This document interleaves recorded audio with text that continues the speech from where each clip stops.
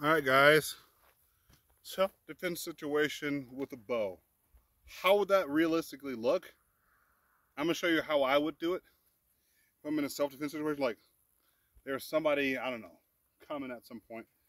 Um, what would I do in a self-defense situation? I would show you exactly what I'm gonna do.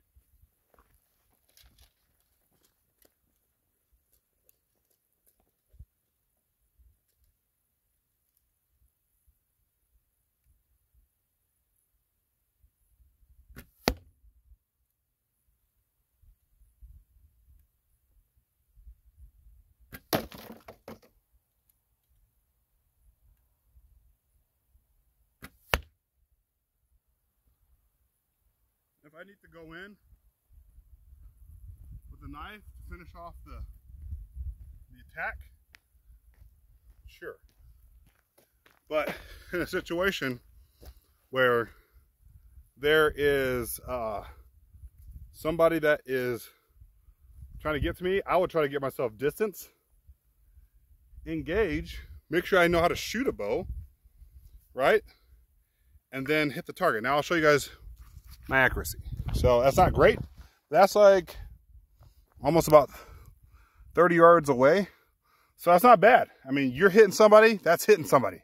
They're going down at that point. So once again, if I need to go in and finish him off later on, but you see all the stuff with Green Arrow where he's like running up and and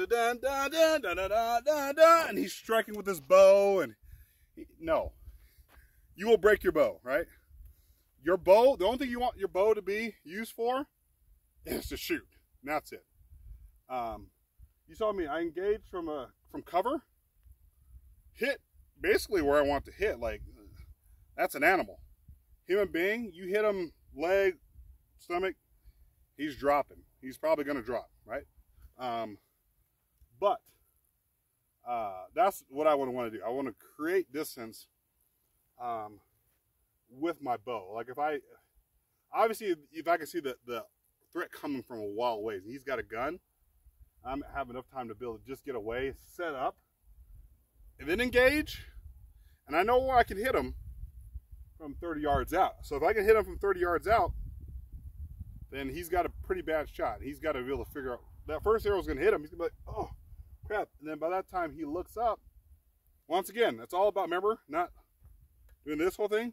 I can still set up my next shot, and then boom, engage, engage, engage. You just want to, and if he doesn't go down with the first arrow, you see I hit him again. Well, I shot that target right there to show you guys that I can hit where I'm aiming.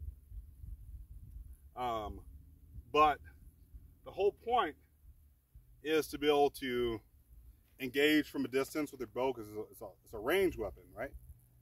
But this stuff, you're gonna break your bow. You're gonna break your bow, and now you don't have a bow anymore. If I need to go off and finish the threat, say he's still got his gun, and I'm out of arrows, right? And he's coming towards me and my family. I want to be able to keep that distance. Maybe what I could also do, if I have extra arrows, I can go to the other side, engage from the other side. But if I need to finish a threat close range, I'll have a knife on me. I can go in and finish the job. But you're not going to be like, oh yeah. Like, you're not going to be doing that stuff. It looks cool, man. Green Arrow looks so cool doing it, but it's just not realistic, man. He's hitting people with his bow, his string. That's all you got to do. Is anybody clip that string, or to just barely nick the string, right? They nick the string, it's going to fray away. Next thing you're going to be pulling that arrow back one of these days, and it's going to snap, right? So what you want to do is just engage from a distance, and then you need to come in for the final shot. Then boom, you go in and do what you got to do. But you don't want to be like trying to run at somebody. It ain't going to work out good for you. It ain't going to work out good for you if you have a bow. I recommend getting to cover, engage, get your beat on them, engage, and then let it go. Maybe you get another arrow on there, let it go. And then if he's down, oh, he's down, but he's still a threat. Like, his gun's still far enough to where you can see him, and you don't have any more arrows. and 911 is not nowhere near, and you have to, like, he could be like trying to like drag himself to get to the gun. He's trying to drag himself because he's bleeding, trying to get to the gun, run up on him and finish the job, right? That's what you might have to do. But don't let him get the gun. If he gets the gun, now you just defeated your purpose. So now he can engage you. All he's got to do is pull a finger. That's it. He doesn't even have to really aim, especially if he's got an AR. But if he's got a pistol, then obviously you might be a little safer. But I don't recommend you trying to run up on him. Let those arrows fly. You've done your training. You know how to shoot. You've practiced all your life for this. Do what you do best, right? You're a bowman. Use that bow. They've used bows for thousands of years. On horseback, in lines, to shoot volleys at people. Like, bows have been, it's a weapon. It's a weapon. It's a weapon. It's still a weapon. And I think it's still a very lethal weapon, right? Especially if you got a broadhead on there, right? So what I recommend is do what you do best, man. Boom, boom, engage. And then if you need to, if you're trying to crawl to get his gun, right? Then you go and you finish the job. You got to protect your family. Don't ever be the aggressor. Don't ever be the aggressor.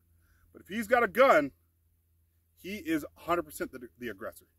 Anything you do after that, you are self-defense. You're protecting your wife, and your children, and your husband, or whoever it is.